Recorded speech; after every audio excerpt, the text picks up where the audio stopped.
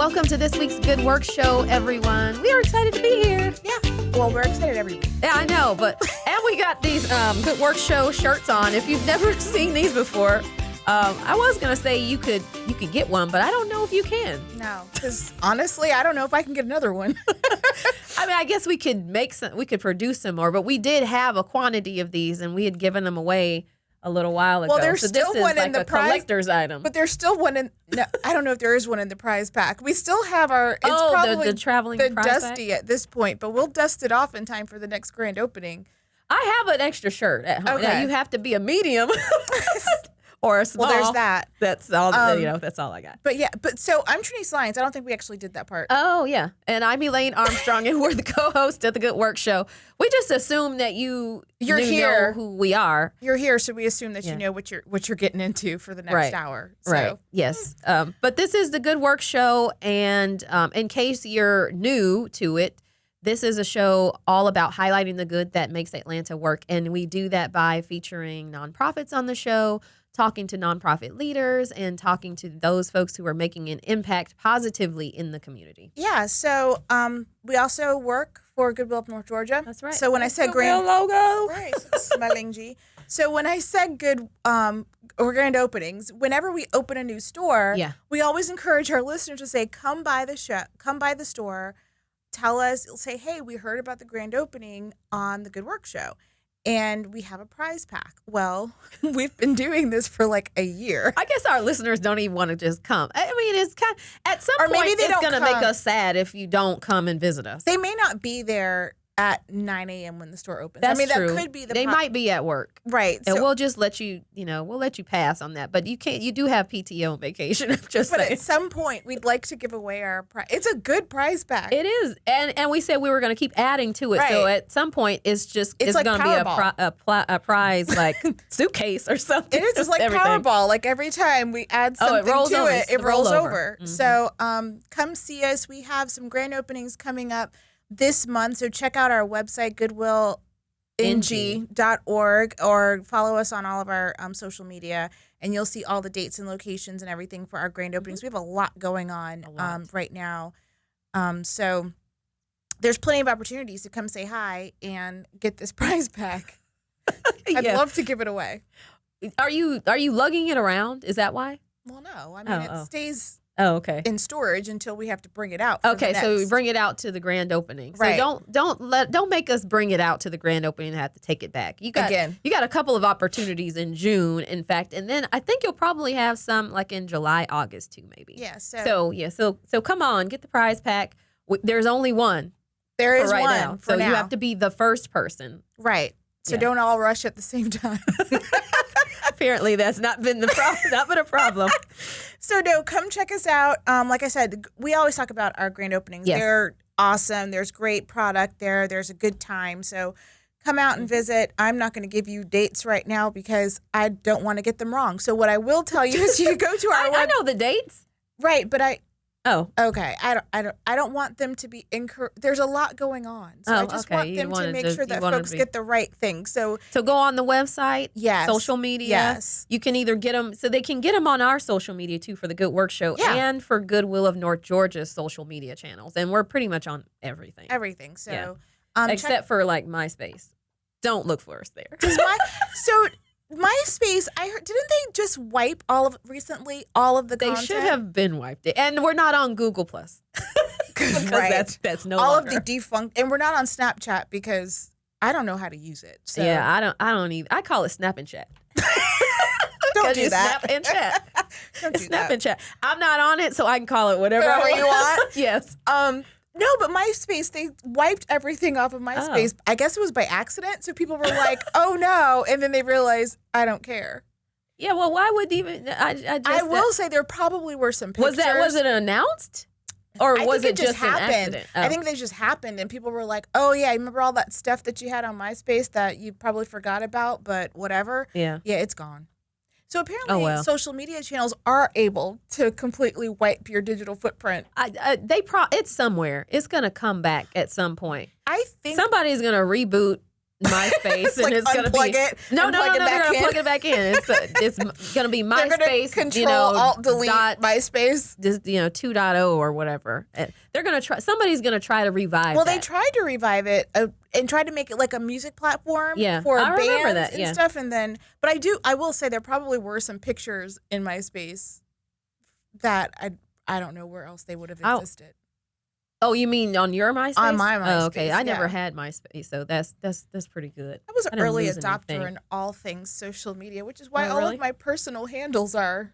They're your name. Yeah. So I was able to jump in. I mean, I'm one of those very few people that actually just have my name as in they're open. So whatever, follow me.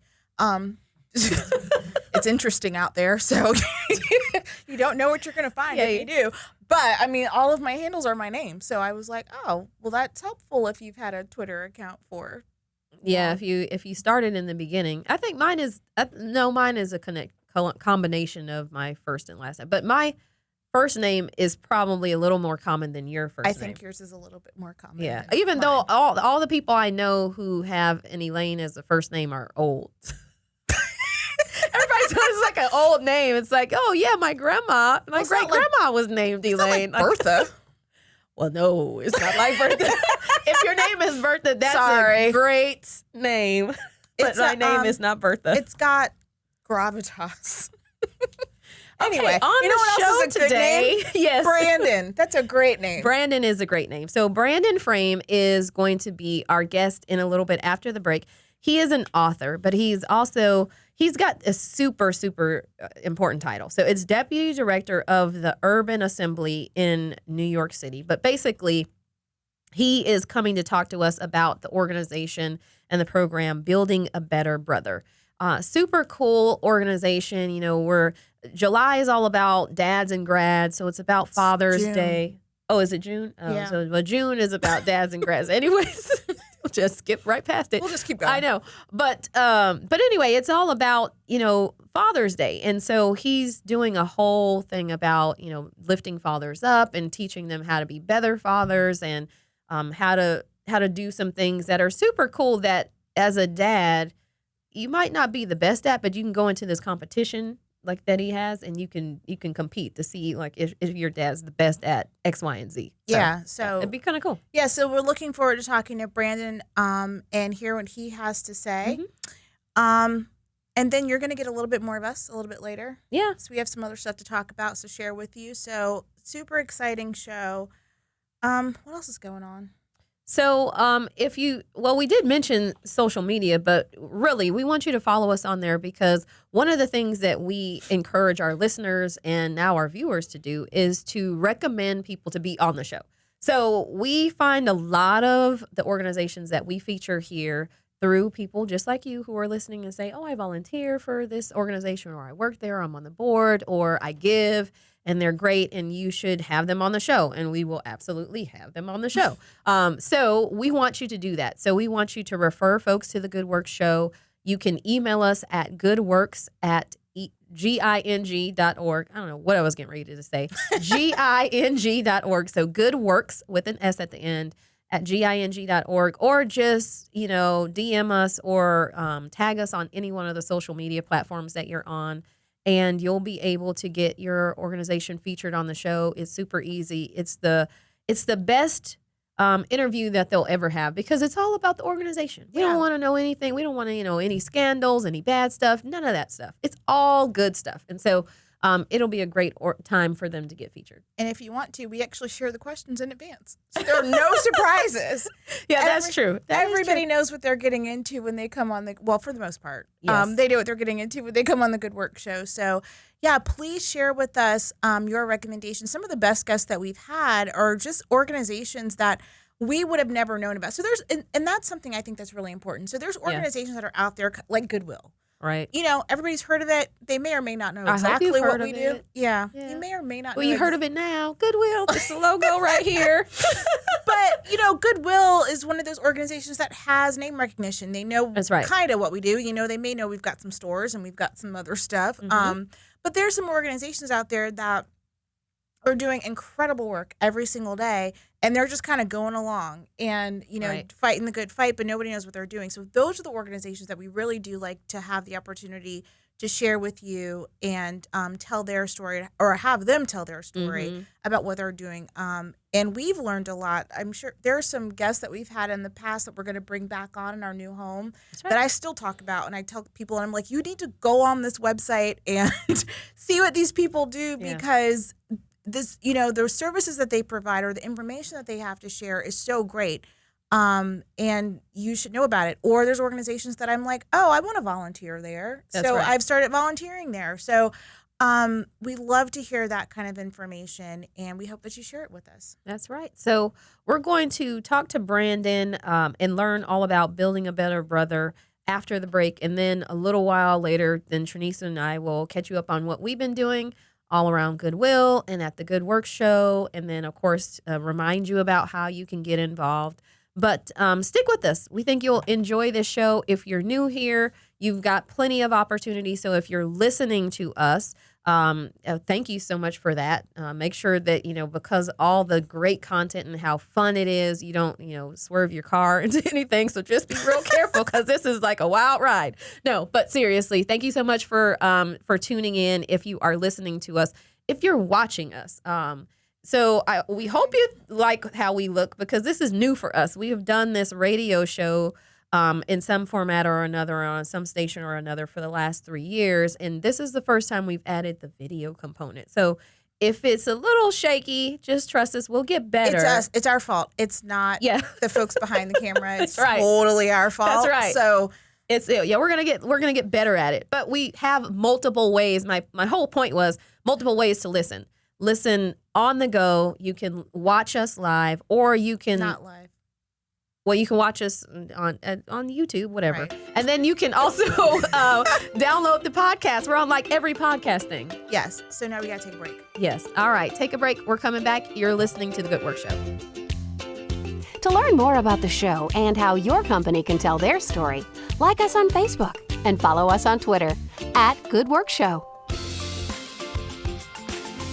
Audience, welcome back to the Good Work Show. We are on the line with our friend Brandon Frame, who is the Chief Visionary Officer for the Black Man Can Inc. Brandon, welcome to the show.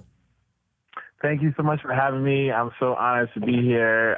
It's just a distinct honor and pleasure, and I'm excited to just share and talk more. Absolutely. So tell us all about the organization. The name is really interesting, so we should probably start there. And fill us in on the Black Man Can Inc. What do you do, and what is your mission? Our mission is to celebrate, educate, and inspire boys and men of color. And so we do that through programming as well as creating digital content that will seek to carry that mission and vision out.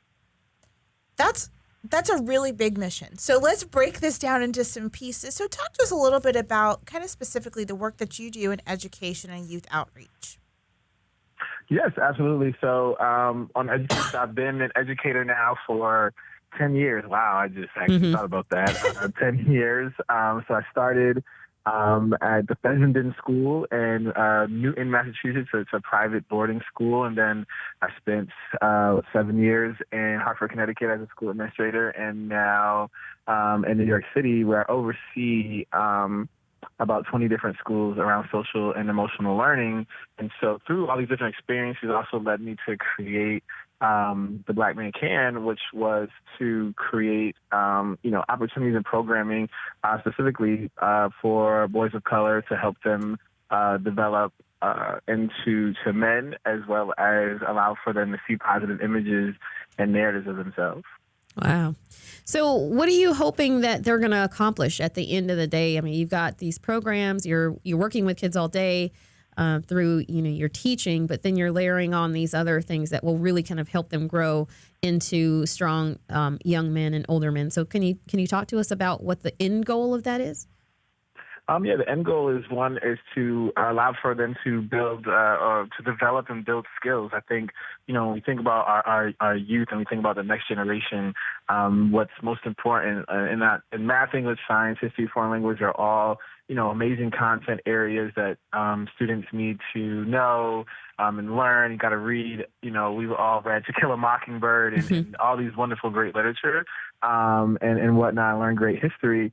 But what I really want students to develop is various skills around self-management, self-awareness, positive self-identity. Because when we think about life, those are some of the skills and those are the things that we need to know. And those are the mindsets that we need to have in order to persevere, to pursue excellence with impeccable effort, to turn stumbling blocks into stepping stones.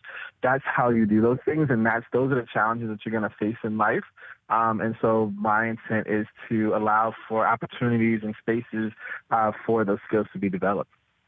That's awesome. So let's get into some specifics. So talk to us a little bit about some of the programs or how do you do the work that you do? So, you have a young man that comes to you. So what kind of experience are they getting? What kind of programs are they participating in?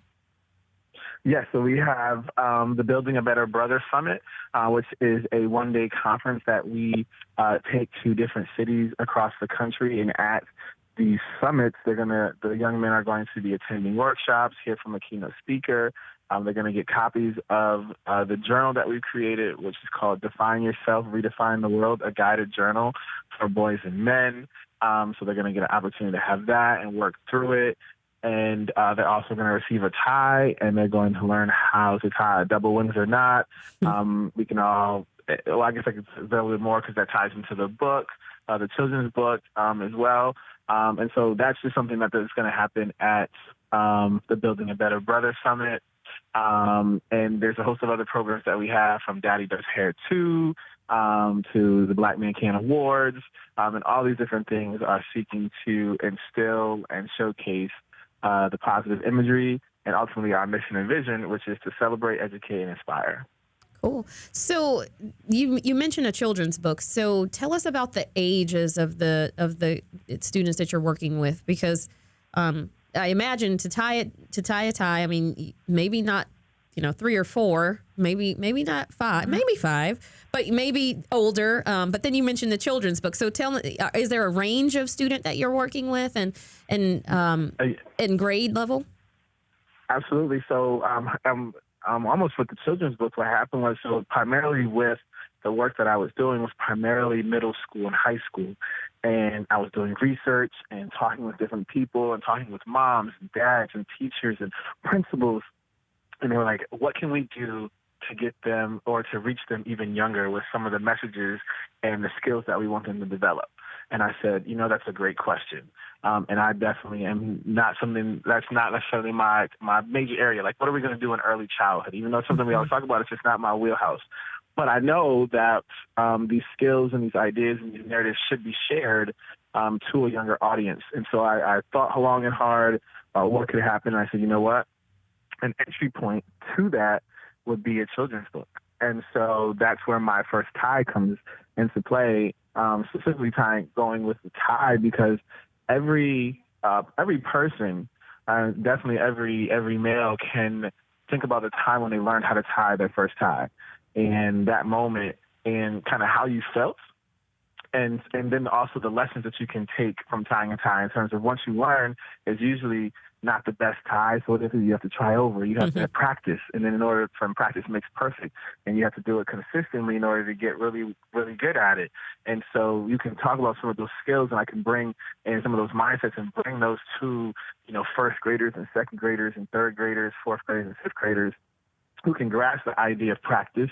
Practice makes perfect, consistency. And also with my first tie, it allows for a really amazing story of little Dell and his journey to tie his tie for the first time leading up to picture day, and him wanting to be just like his dad. And I think all these various things go back to like our mission, but also create a product that allows for our mission to be carried out, but also to all the skills and the images to be shared and taught with younger students, so that we can start even building our next generation up starting in first and second grade. We're not waiting until they get to middle school or even high school.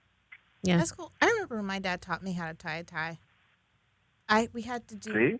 Yeah, we had to do like tie. It was like those dress-up days in middle school or something, and I had to tie. I had to wear a tie, and my dad was like, "Well, I got to go to work." So he left for work before I went to school. So he didn't make it for you, and then just tell you to adjust it. We had like the night before he taught me how to tie it. So when I went to school the next day, I knew how to tie a tie. Oh, well, that's yeah. So and that that lesson has never left me. So absolutely, and that's we want to create those moments that you just shared. Those are the same moments that we want, that every child in the world should have that moment, because as you can see, it stays with you for the rest of your life. It does, and to this day, and the sad thing is the number of guys that I've had to tie a tie for. So my dad taught me how to make tang. He taught me other stuff, but that's the lesson. I don't know why when I was a kid, my dad had a lot of tang for some reason. What? Why, how is there a lesson in tang? Like you follow? I don't know. You follow the water in and stir it up. Yeah, I don't know what. I don't know why that just. You can ask my sister. He had a lot of tang at his house. I don't know why. That is odd. I'm just gonna say it's a little weird. So tell us where folks can find the book, or where. Yeah, because it sounds really good. I'm thinking I have two nephews. I think they know how to tie a tie. I don't know. I'm gonna call and ask them. But where can people find more information about the book? You can head to www.myfirstttiebook.com. And you can go there, and it's also available on Amazon, so you can look up My First Tie on Amazon. But at myfirstttiebook.com, there is a link there that takes you directly to purchasing it on Amazon. And it's also available on barnesandnobles.com. Cool. Okay. I want to go back and ask you a question, because something stuck out to me when you were talking about your Building a Better Brother workshop. You talked about a journal and a journaling experience that the kids will be able to have and kind of work through. Tell us a little bit about that, because I'm one of those people that in my head, I'm like, it would have been great if I had a diary or a journal, but I never had the discipline to like sit down and write that every single day. So what is that journal, and kind of what are the participants getting from using that? Yeah, so the journal is something that was published in 2013, and then we did an edition 2 in 2014, and we're in the process of creating edition 3. But it's a journal designed for everybody, but we specified boys and men, and in it has 20 different sections, and in each section there are guided questions and quotes to help you walk through different topics, from fatherhood to words of wisdom to education to leadership. And those are just a host of different topics that allow for you to think about that particular topic and how you can kind of navigate that, or what are your thoughts, and then write those thoughts down so that they become action steps, right? We have a lot of times we're always sitting and we're thinking, whether we're sitting on the train or driving or wherever we're at, but a lot of times we don't take our words and put them and write them down, as well as opportunities to just reflect, right? So if we have a particular essential question or a quote, and you can just kind of reflect with your thoughts on it, and then come back to it, you're like, oh, wow, okay, I see, my rationale why I was thinking a certain way, which then allows for you to make a decision or move forward or move past a particular topic or an idea or something that you're dealing with. And a great way to do that is to write it down. So we want to have that self-reflection through the written word, as well as developing positive self-identity as well through journaling. Cool. So, Brandon, we're going to take a break in a second. We want you to hang on with us and come back, but we know you're doing some cool things in Atlanta. So you mentioned that you were teaching in New York, and you've kind of been around the country teaching in a different capacity. And then, of course, you've got the nonprofit that kind of covers lots of space across the country. But you're going to do something here special. So we want to talk about that. And then also, we didn't ask you, and we probably should have, about how the students get to you. Do they self-select? Are they referred? Do you pick them out of your classrooms and all that good stuff? So anyway, we're going to take a break. We'll come back and we'll talk a little more. You're listening to The Good Work Show. To learn more about the show and how your company can tell their story, like us on Facebook and follow us on Twitter @GoodWorksShow. Audience, we are back with the Good Work Show, and we are chatting with our friend, Brandon Frame, who is the Chief Visionary Officer, nice title, for the Black Man Can Inc. And he was telling us all about the organization. So it's an organization where he is teaching young boys all the way down from, first, second, third grade, all the way up to high school, really trying to pour into them and help them become really strong men and fathers, and has a lot of programs, including how to tie a tie, how to become a better man, and even a children's book that you can buy on Amazon, by the way, myfirstttiebook.com, or at Barnes & Noble. So, Brandon, I'm going to let you jump back in here. Thanks for holding on after the break and sticking with us. But you've got something in Atlanta. So you're a teacher in New York, and you have been, running this program for how long now? It has been 9 years. 9 years. Wow. So, and now you're expanding, of course, and you've got something coming up in Atlanta. Talk to us about Daddy Does Hair Too. Yeah, so Daddy Does Hair Too is another one of our events that we do under our organization, and it's really to showcase that dads are doing a lot of different things that aren't often recognized for or shown in the media doing. And so we are having dads, they're going to be on the stage in front of a huge crowd, and they are going to be doing their daughter's hair and getting instruction from a hairstylist. We have some dads that's kind of what they do because they are the ones in the house doing the hair. And then we also have some dads going to be doing it for the first time because they want to learn. And we also want to create opportunities for dads to have a bonding experience with your daughter. There's lots of different ways you can bond with your children, but I think one aspect of that is to be able to learn how to do your daughter's hair. The other thing that we also gain from that is that I think there's also times, just as men, you take things that women do for granted, or that moms and wives do for granted, and that is also doing the child's hair and thinking about getting them to see, like, oh, okay, so I see why she has to plan, her hair and the daughter's hair around. Like, we have to go somewhere, and she got to do her hair. Wow, I just didn't know that it took so much, to do that. So I think the event accomplishes so many different things for so many different people, but ultimately we want to just showcase dads doing hair because, as the title says, daddies do hair too. So is it a competition? Like, is it going to be like, okay, who's doing the best ponytail? Who's doing the best French braid? Like, no, we're not going to do. We've done it as a competition, and that works. And that's when it gets really competitive. I bet. I believe that. Ladies, they're like, come on, Dad, get it together, Dad. I can see the dads getting into the competition, though, too. I can see the dads getting into the competition, too, like grabbing all the barrettes and hair bows. Like, oh, that bun looks better than my bun. Right. My bun is lopsided. Yes. But this one, all the dads are walking away with $200 Nice. in product and gifts. And the opportunity to bond with their daughter. So it's not a competition. This is more just a display of dads and that they do hair too. That's really cool. I feel like I always have a dad story because my dad used to do my hair. Did your dad do your hair? No. My dad taught me a lot of things, including how to make tang, and I'm glad that my dad was, if you want to call it weird, fine. But my dad is a great dad. He's actually a super dad. He taught me how to play basketball. He taught me lots of different things. Yes, the things my dad did not tell me. But he didn't do my hair. Actually, I had an older sister, so she always did my hair until she didn't want to anymore. And then my dad never told me how to change a tire, so that was the. That's good. Yeah. He taught me how to get AAA, though.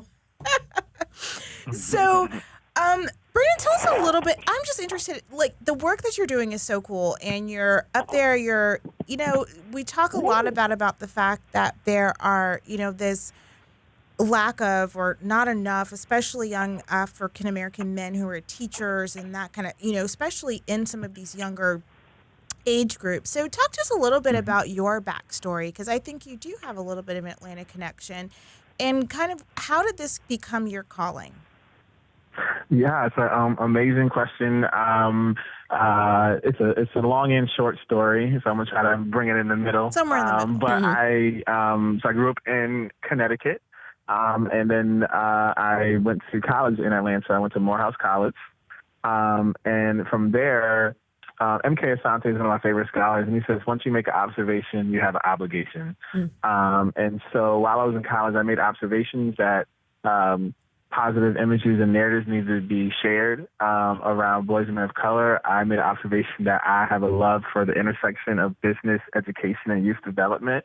And so therefore, I have an obligation to follow through on that, which led to me creating The Black Man Can, as well as I majored in business, and I turned down all my corporate job offers to pursue a career in education. But it all goes back to that core statement that I think we should all live by and think about how we can make change in our lives and in our communities. Because once you make an observation, you have an obligation, and we all make observations every day about things that we like, that we don't like, and things that we want to see changed. And so then it's upon us to follow through with an obligation to make the change necessary to the things that we want to see changed in the world. That's really nice. So, so we talked about what the students do when they get there, and we talked about the programming. How do they get to your organization? How do they get to the Black Man Can? Are you recruiting them from schools? Are their teachers recruiting them? Are their parents signing them up? Talk to us about that. It's a mix of all of that. So we have ones that we do, we'll go to Chicago, and we're going to do one, and it'll be an open summit. And so you're going to have different organizations and nonprofits and student schools.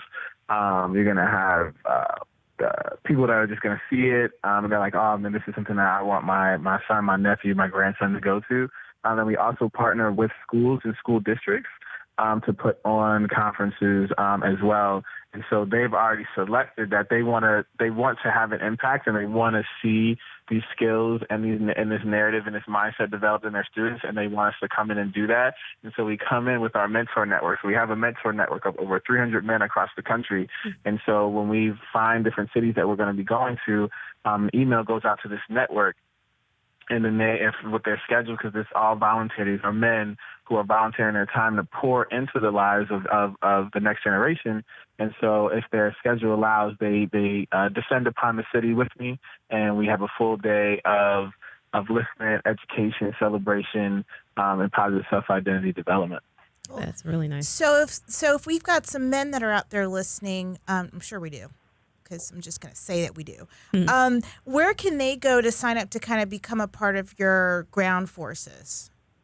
Absolutely. You can head to www.theblackmancan.org, and then there'll be a tab, I think it says partner, and you can go there, and then when you fill out the information, it'll come directly to the email address. And then for those who even just want to continue to support the work, we are a nonprofit 501c3, so you're more than welcome to make a donation to the organization. $25 is what it costs for one boy to attend.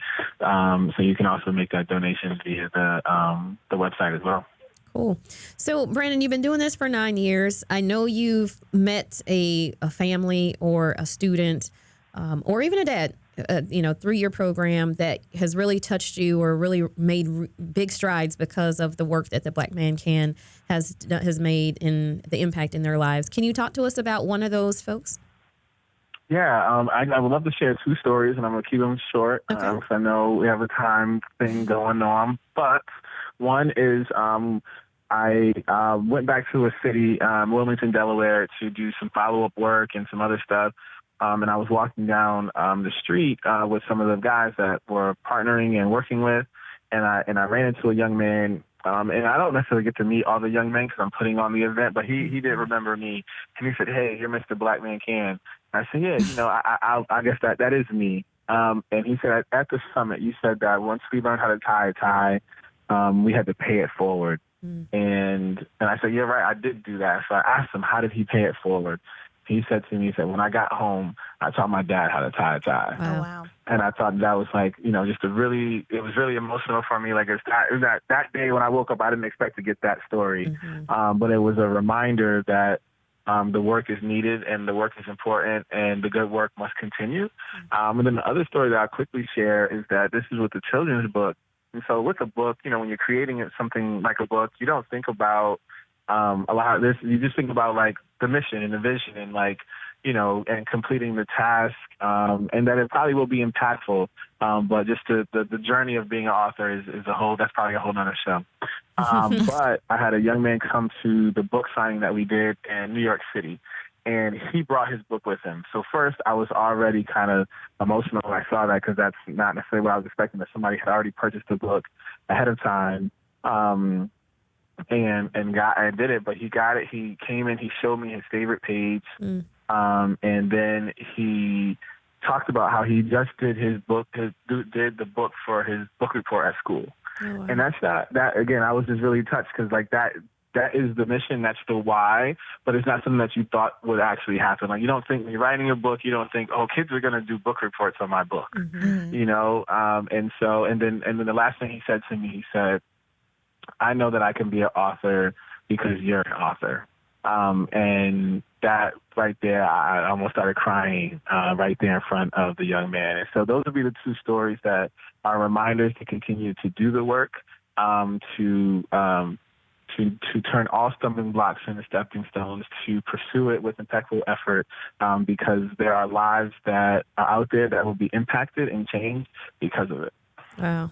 You know what? Awesome stories. I'm so glad that you shared those, and even better, awesome work that you're doing for the last 9 years. We look forward to hearing about that 10th year. Really quickly, give us that website address again. www.theblackmancan.org and www.myfirstthaibook.com. All right. So, everybody, this is Brandon Frame, who is the Chief Visionary Officer of the Black Man Can. Brandon, thank you so much for being on the show with us today. We really appreciate it, and super inspiring work that you're doing. Continue to do what you're doing. Thank you so much. Absolutely. You're listening to The Good Work Show. To learn more about the show and how your company can tell their story, like us on Facebook and follow us on Twitter @GoodWorksShow. Welcome back to The Good Work Show. We hope you have enjoyed our guest today, Brandon Frame, Building a Better Brother. Really cool organization. And just in time for Father's Day, doing all of those really cool activities just in time for Father's Day. So happy Father's Day, everyone, from The Good Work Show. I know, as much as we talk about our dads on this show, we should probably mention that. Yep. So Father's Day is the time where, this is a time where if you need any tools or anything like that, you should really go into the store. It's so true. Or any gadgets or random stuff for your car. This is when it's going to be on sale. It's true. Yeah. And on clearance, like in the next tomorrow. few days. Yeah. If you go tomorrow, you can really clean up. So I'm going to go to Home Depot and see what they got. Just go wander around. But they always have random stuff too. Like they don't normally sell like during bulbs? the year. Well, no. Like random stuff that it's like the Father's Day kid stuff. Kit. Like, the board games and just like unique stuff that stores have out because they think, oh, you're going to get that for Father's Day, but you might want it just in general. But it's always wooden. It's always like some wooden version of a board game. So like, every that's kind of neat though. I know. Well, yeah, but it's like one of those things where it's like, okay, it's Monopoly, but then like the Father's Day edition, everything's made out of wood. Yeah. For no reason. Old school, yeah.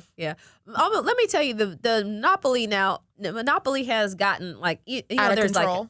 There's a million versions of it. But so my daughter and her friend came over and like, let's play Monopoly. I was like, let's not play Monopoly because Monopoly is the game that you have to play all day. Like I don't have all day to play it. Like I want to win and then move on. Right. So, but they were like, no, let's just play this Monopoly. So I was like, okay, I'll indulge y'all. Let's just play it. So, but they had the Monopoly where you have a black card. So I was like, okay, this is kind of neat. So they have you don't have any money. There's no funny money. You have a black card and you have like a little swipey thing and you put your card on there and that's how you get paid when you pass go. That when and then you pay. But isn't that how you learned how to make change and like count money playing Monopoly? This is the new school. This is the new school. And the properties were different too, which I didn't really like. Now I did like the community chest thing because it was a little different. Like they only had one. So like it was community chest and the other one. What's the other one? You had the two little card free things. parking. No. Community chest and the chance. Yeah. They just have one little thingamabobber, whatever it is. But anyway, you can, that's how you pay for your properties and stuff. And so now one thing about it though that I kind of liked, and I get it. You do have to learn how to count money. That takes all of it out. But then people can't see how much money you have. So if you were busted and you're like, and you pretend that you were balling, then nobody could really see it. Nobody can see your money. They can see your properties. But anyway, it didn't help them nevertheless because I just bankrupted both of them. I won by a long shot. I was like, come on, what are y'all doing? I was like, at one point I had Boardwalk, Park Place, Marvin Gardens. Like all of the yellow ones. Yeah. So you had the yellow and the blue. Then I had some of the orange ones over on the other side. I mean, I had everything. And I was I had the hotel. I was like, come on, y'all are just. There is a strategy. It's too much. There's a strategy to buy it. You got to buy it. You got to go just buy it. I'm one of those two. I'm going all the way out. Your money will get back to you. Yeah. Everything I land on, I buy. Yeah. So now I don't buy everything. Because I don't buy Oriental and if it's just like I got everything else in Oriental, I land on it. I like whatever. Well, no, when I'm starting out, if I land on it, I buy it because my thing is this is my strategy. You don't want to pay rent? No, I don't want anybody else to be able to get the monopoly to build on it. Oh, okay. So I'm a squatter until I can, and then I make side deals. Yeah. Well, and see that now it's a little harder, I think, to do the side deals when you have the card thing. But it was kind of neat, though. I see now that we never need to play Monopoly. Why? I don't really want to play it in general because it's so long. Yeah. Like, I was like, can we just pick a number? Like, if you get to $2,000, you're the winner. I need to give you a thing. So, I did the VIP training with United Way, where they teach you how to be a board member and you go through all of these. I thought you were going to say they teach you how to play Monopoly. I was like, well. But there was there was a board of directors. So the thing was, they were like, well, how do you deal with different situations that happen when you're on a board of directors? And one of the things you have to deal with is all the financial stuff. Okay. Yep. So we played Monopoly, but there was these extra rules, and we had them written out. So it's like, well, if you go to jail, then you're off the board. No, you're not off the board, but like your board insurance has to pay $10,000 to get you out. So it was like it was like a learning thing, but with those, it actually helps you play the game faster because you kind of everybody started out with their own amount of money. And then based on what you bought, it was how much you were fundraising for the organization. So it was actually a lot of fun. And Who had Boardwalk and Park Place? I don't know if we actually, it was time. So I don't even know if we made it all the way around the board to be able to buy those properties. But it was fun. So like every time you built a hotel, you could do this. And if you ended up on utility works, it meant that the roof caved in on your nonprofit. Mm-hmm. So you had to pay out of the development fund to do that. So it was a teachable thing, but by having those other rules, it actually made the game go faster. Yeah. So that was a fun thing, and I learned something. Oh, well, that's good. Yeah. I learned. But anyway, if you had that credit card Monopoly, I don't know what it's called, credit card Monopoly, the black card, just play it. It's kind of fun. I think it does speed up, though, because you don't have to count out the money. Right. You just, swipe it and then swipe your property and pay. But I think it's important, because I remember actually getting in fights with my sister because I didn't understand the concept of making change. Oh. So, if somebody owed you $20 or whatever. And you just didn't give them their change back? No. I didn't understand the concept of, when I would give her a $100 bill, she's like, well, give me a $100 bill and I'll give you back the change. And that's how that works. So, I just remember you were taking your $100 away. You were like, I didn't understand. Different. I don't like it. I didn't understand that taking that $100 bill, but I remember that very distinctly about how I learned how to make change from playing Monopoly. So I'm like, if I had a card, you would you'd buy up everything I did apparently. But that worked out in my favor because I was like, they were selling their properties back and everything. I was like, oh my goodness, that was awful. I was like, this is then we played Uno Flip. That is Uno will very ruin. Good I can game. imagine. So I did watch my Uno sister play Uno with my nephew, who is 8. Yeah. And they were like, do you want to play? I was there for Christmas. Do you want to play? Yes. Absolutely not. Yes. I'm like, yes. They're mean.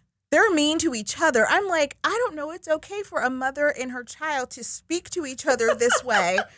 And it only happens any other time, none of these things would be okay. Yeah. But within I was like, can you say that to a child?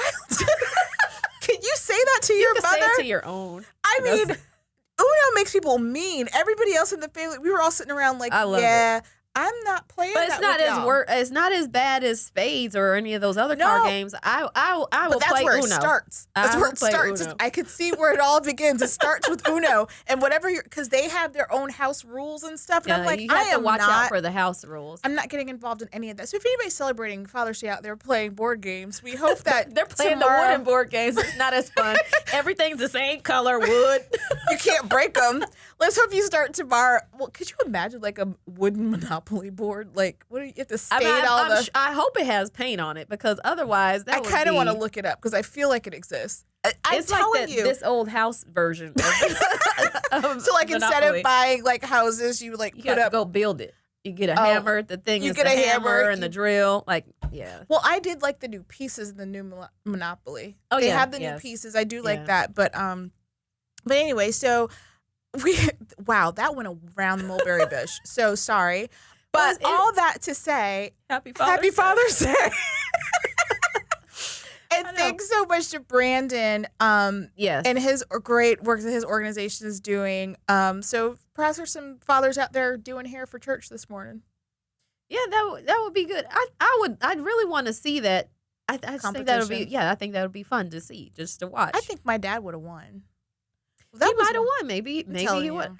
Remember that commercial where LL Cool J was doing his daughter's hair? That was like the best. I think it was Pepsi or whatever commercial it was, but just really guess it wasn't a good commercial. We don't remember the brand. We just remember LL Cool J.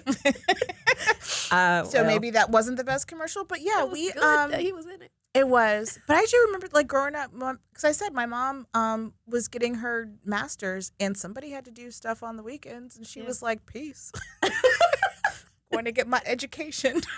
Then y'all broke out the wooden Monopoly. And then we broke out the wooden Monopoly and did all of the dad things on the weekend, which really wasn't anything. So anyway, thanks out there to all of the dads and the great fathers that are doing good stuff. That's right. And congratulations to anybody who graduated. There's lots of graduations. We had 3 at Goodwill for this season. We always have 3, but a big shout out to all of the graduates of Goodwill's programs. And then, of course, if you graduated from anything else, whether it was a small program, a small school, you got a degree of some kind, maybe you finished a training program or something, congratulations. Keep it going. Mm-hmm. You got our support here at the Good Works Show, and just keep soaring. I want to graduate from something again. Every time this year when I hear Pomp and Circumstance, I'm like, I want to graduate again. But then I think about it, and I'm like, yeah. But what's left? What is the point of graduating just so you can get the gifts? I mean, what is it about graduating that you like? I like the whole pomp and circumstance of graduation. I really like it. Just the wearing the hat and stuff? Maybe. I still have mine, so maybe I should just play the music and wear the hat around my house. Just wear it around. I mean, because if that's all you want. Now, I can see if you're like, oh, the party afterwards or my family coming. You just want to wear the thing. I would go back to school. Like, if I won Powerball and didn't have to work, I would go back to school. I don't know what kind of. I would. There would be no reason for me to learn anything. It would be really long. My money, I'll be playing Monopoly in real life. I wouldn't go back. I wouldn't be place. Let me go buy everything. I wouldn't go in school and like, I have to be there like every day. I would want to take like a class a semester. I would. Oh, so you're just going for enrichment. Yeah. I'm not. But I can enrich myself in the mall. Or on vacation. On vacation, that's true. Somewhere all that else. To say, congratulations, grads. Aspire for greater things than winning the Powerball. I don't know. I know it's actually pretty. It's not bad. So I might go play. Anyway, well, thanks guys so much for joining us this week. That's right. We will see you next week with another exciting episode of the Good Work Show. All right. Bye-bye.